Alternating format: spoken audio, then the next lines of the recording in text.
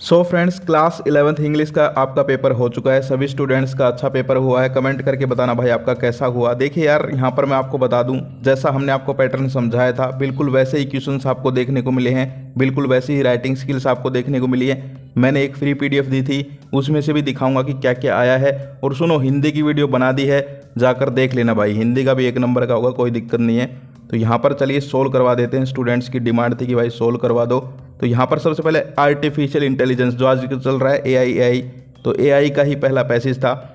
तो यहाँ पर देखिए क्वेश्चन नंबर फर्स्ट हम देखते हैं इसका क्या था, फिर हम सोल्व करवाते हैं। What is the main purpose of artificial intelligence according to the passage. अब यहाँ पर जो है इन्होंने कर रखा है to replace all human jobs, लेकिन मुझे जो लग रहा है वो लग रहा है बी। भाई आप लोग कमेंट करके बताना आप लोग क्या करके आए हैं। मुझे बी लग रहा है, क्योंकि देखो फर्स्ट लाइन पढ़ो, ये बी वाला देखो, to help machine perform task that require human intelligence. और जब आप पैसेज पढ़ते हो तो पहली ही लाइन में देखो ये रहा, artificial intelligence is a branch of technology that allows machines to perform task that would normally require human intelligence. इसमें जॉब्स वगैरह की तो यहाँ पर कोई जिक्र है ही नहीं अभी, ठीक है। तो यहाँ पर आप लोग देख सकते हो। तो मुझे जो है बी लग रहा है, आप लोग कमेंट करके बताना आपका क्या है यहाँ पर। तो पहले का क्या हो जाएगा, बी हो जाएगा, ठीक है।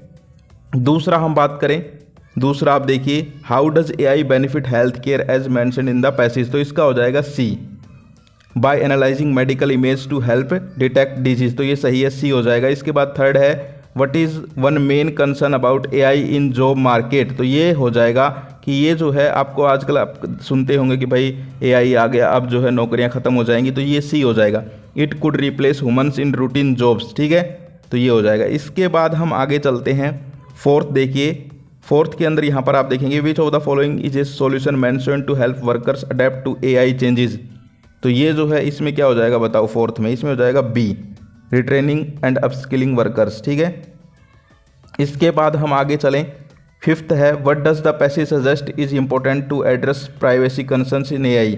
तो हमें जो है AI को यहाँ पर पर्सनल चीज़ें जो है अपनी उसके बारे में नॉलेज नहीं देनी चाहिए। तो avoiding the use of AI in personal matters, ए हो जाएगा, ठीक है। ये हमें अवॉइड करना चाहिए। वैसे भी देखो प्रैक्टिकल लाइफ की भी ये बातें हैं समझने की। आजकल AI आ रहा है तो अपने जो है प्रैक्टिकल फ़ोटोज़ हो गई आपकी जो पर्सनल, वो शेयर वगैरह मत किया करो, ठीक है। इसके बाद जो है ऐसे टाइप के क्वेश्चंस थे, यहाँ पर आप देख सकते हो नॉर्मल, तो ये आपने कर लिए होंगे इसी के अंदर से।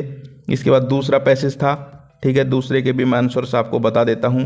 What is one way students can start thinking in English. यहाँ पर जो है इसका क्या हो जाएगा, B, by thinking in English without translating. Second है, how does reading English books and articles help students. तो इसमें हो जाएगा, it improves vocabulary, grammar and sentence structure, सी हो जाएगा, ठीक है। इसके बाद हम आगे चलते हैं। Why is watching English movies और शोज हेल्पफुल। तो ये क्या होते हैं, क्योंकि ये जो है आपकी लिसनिंग कम्प्रीहेंशन आपका इंप्रूव करते हैं और आपको जो है एक्सपोज करते हैं एसेंट्स की तरफ, ठीक है। तो इसमें बी हो जाएगा। इसके अलावा फोर्थ है, विच activity is suggested for practice English speaking. तो आप कौन सी प्रैक्टिस करनी चाहिए, एक्टिविटी करनी चाहिए, टॉकिंग टू फ्रेंड्स और ज्वाइनिंग इंग्लिश स्पीकिंग क्लब्स। इसके अलावा फिफ्थ वाला जो है, how can students reinforce their English learning by writing in English everyday. यानी कि आपको इंग्लिश पढ़नी चाहिए, ठीक है। इसके बाद इसके भी ऐसे टाइप के क्वेश्चंस थे, देख सकते हो आप लोग। इसके बाद जो है नोट मेकिंग था। अब नोट मेकिंग जो है वो भी यहाँ पर हार्ट अटैक के बारे में था, तो आपने लिख दिया होगा भाई हार्ट अटैक, तो इसकी मेन हेडिंग आप दे सकते थे, ठीक है। हार्ट अटैक देने के बाद जो है आप लोग इसके बारे में लिख सकते थे कि हार्ट अटैक क्यों आता है, हार्ट अटैक से कैसे प्रिवेंशन करें। तो इस टाइप से आप लोगों को करना था। इसके बाद जो है राइटिंग स्किल। अब राइटिंग स्किल देखो भाई, जैसा कि मैंने आपको बताया था कि आपके स्कूल रिलेटेड आ सकते हैं कि भाई स्कूल में कोई प्रोग्राम है, स्कूल का कोई फंक्शन है। तो यहाँ पर पहला ही क्या है कि आपको जो है रितिका या भविष्य हो आप हेड बॉय या head girl of APS school, तो आपको जो है एक यहाँ पर नोटिस लिखना था ना। तो आपने लिख दिया होगा उसको बॉक्स में बंद करके, और संकल्प नाम की मैगजीन। अब देखो यहाँ पर जो नाम देते हैं ये लोग, यही आपको यूज़ करने होते हैं पेपर में, ठीक है। तो ये आपने कर दिया होगा। दूसरा जो है यहाँ पर क्या दे रखा था, रिपोर्ट पोस्टर दे रखा था, आप लोग देख सकते हो। तो मैंने आपको बताया था भाई आप लोग जो है नोटिस कर लो। इसके बाद पैराग्राफ दे रखे हैं, तो ये भी सोशल इश्यूज से हैं। अब मैंने जो है तुम्हें PDF दी थी, उसमें सारी चीज़ें बताई थी। देखो मेरी PDF भी दिखाऊंगा मैं, टेंशन मत लीजिए। यहाँ पर देखो रिपोर्ट दे रखी है, रिपोर्ट भी कैसी है आपके स्कूल रिलेटेड है। यहाँ पर government initiative to program health and fitness है। इसके अलावा 5th नंबर का देखो, प्रिंसिपल को यहाँ पर जो है आपको अप्लीकेशन लिखनी है, और दूसरा है अपने यंगर ब्रदर को एडवाइस देनी है। अब मेरी PDF का मैं तुम्हें पेज दिखाता हूँ, ये देखो यहाँ पर इसमें लिखा हुआ है यंगर ब्रदर एडवाइस वाले लेटर, और ये एप्लीकेशन देखो स्कूल प्रिंसिपल वाली ये दिखा रखी। ठीक है, तो ये पैसेज और यहाँ पर राइटिंग स्किल्स जो है आपकी कंप्लीट हो गई। अब हम बात करते हैं ग्रामर की। तो ग्रामर के आंसर भी मैंने यहाँ पर लिख दिए। देखिए, I will pass the examination this time. पास क्यों आएगा? क्योंकि यहाँ पर आपको पता है कि भाई ये जो है सेल विल है, प्लस यहाँ पर जो है आपको पता है वर्ब की फर्स्ट फॉर्म ही आती रहती है। इसके बाद है दूसरा, वी हैड रीच्ड हो जाएगा। ठीक है, क्योंकि यहाँ पर टाइम भी दे रखा है स्पेसिफिक, हैड प्लस वर्ब की थर्ड फॉर्म। इसके बाद ही वॉन्ट्स, एस लगा देंगे वॉन्ट के साथ। ठीक है, INS ऑफिसर बन जाएगा। इसके बाद हम आगे चलते हैं, डिटर्मिनर्स हैं। The exam is compulsory for all students. भाई एग्जाम तो सबके लिए होता है, ऑल। ठीक है, you can pick either of two, यानी कि इन दोनों में से कोई एक उठा लो, तो ऐसे बोलते हैं ना आइदर, तो इसमें आइदर हो जाएगा। इसके बाद देखो पैसिव वॉइस यहाँ पर आपको चेंज करनी थी, रेस्पेक्ट योर एल्डर्स, तो इसमें हो जाएगा your elders should be respected. आपके बड़े आपके रेस्पेक्टेड होने चाहिए, आदरणीय होने चाहिए। इसके बाद अगला है his behaviour surprised me, I was surprised by his behaviour. ठीक है, इसके बाद जो है मॉडल दे रखे हैं, तो मॉडल भी देख लेते हैं। मॉडल देखिए यहाँ पर, according to the weather forecast it may snow heavily tomorrow, यानी कि कल जो है भारी बर्फबारी हो सकती है, मे। इसके अलावा you should visit the dentist at least twice a year, यानी कि आपको 2 बार जो है डॉक्टर के पास जाना चाहिए, शुड आएगा। अगले में कुड हो जाएगा। इसके बाद जो है क्लोज। अब क्लोज जो है इसमें यहाँ पर जो दूसरा वाला है, पहला वाला जो है उसमें क्या होगा, दूसरा वाला तो सब सही करके आएंगे, पहले वाले में गलती लग रही है। ये क्वेश्चन जहाँ तक मुझे लग रहा है सबका गलत है कहीं ना कहीं। इसमें कोई एडजेक्टिव क्लोज करके आया है, कोई सबऑर्डिनेट क्लोज करके आया है। जहाँ तक मुझे लग रहा है इसमें होगा डी ऑप्शन, एडवर्बियल क्लोज। वैसे तो ये सबऑर्डिनेट है, लेकिन फिर उसका भी एडवर्बियल क्लोज हो जाएगा ये। ठीक है, तो ये डी होगा।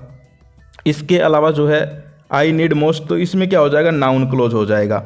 तो ये आपकी ग्रामर थी। इसके बाद जो है आपके पैसेज वगैरह थे, इजी ही थे, बस थोड़े लंबे पैसेज थे, ये मुझे देखने को मिला।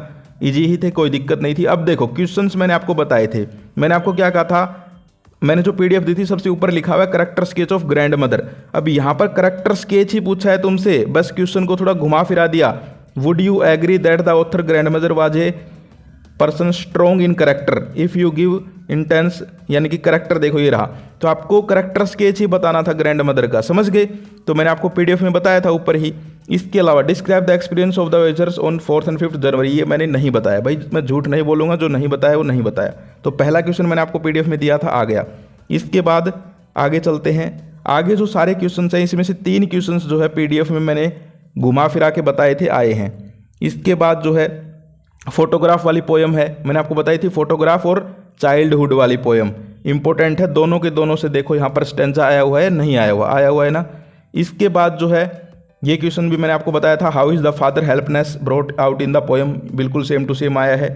करेक्टर स्केच मुराद का करेक्टर स्केच लिखा हुआ है। PDF जिसने मेरी वीडियो देखी थी, फ्री PDF देता हूँ वीडियो में, उसमें सबसे ऊपर लिखा हुआ है करेक्टर स्केच ऑफ मुराद, देख लो यहाँ पर, मैं स्क्रीनशॉट लगा देता हूँ PDF का, फ्री PDF है ये।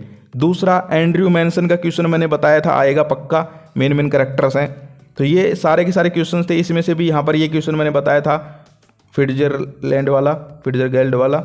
इसके अलावा जो है king order to the built, ये वाला भी था। तो सारे के सारे जो है मैंने आपको करवाए थे, कोई दिक्कत नहीं है। आप लोग जो है अब हिंदी की वीडियो देखो, ये जैसा भी हो गया हिंदी की वीडियो मैंने बना दी है, आप लोग चेक कर लीजिए। इसके अलावा मैं आपको जो है और आपकी तैयारी करने के लिए भी बता देता हूं कि कहां से आप लोग तैयारी कर सकते हैं, कोई दिक्कत नहीं है। यहां पर आप देख सकते हैं MS एजुकेशन TV, इस वेबसाइट पे भी यहां पर आपको जो है इंपॉर्टेंट मटेरियल मिल जाता है। मैं आपको दिखाता हूं, क्लास 11th की हम बात कर रहे थे, 11th के ऊपर मैंने क्लिक किया, ठीक है।